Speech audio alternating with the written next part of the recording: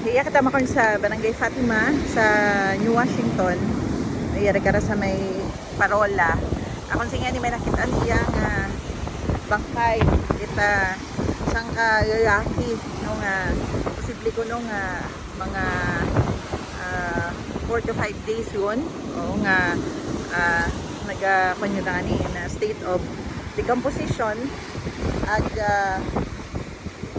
pinapatihan nga basi bukon itag-iya no dahil daan na karang suksok ay nasa ano do pangalan ita na nga shirt ay bukon taga-iya no konsehal ko no ito sa may Masbate.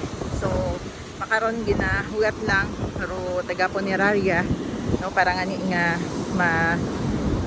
buugon dahil nga bangkay kay may unang karang nga ginano gin report nga nadura no do sa may Libakaw pero kahapon net ato ag makaron dahil nakita ay in state of decomposition na.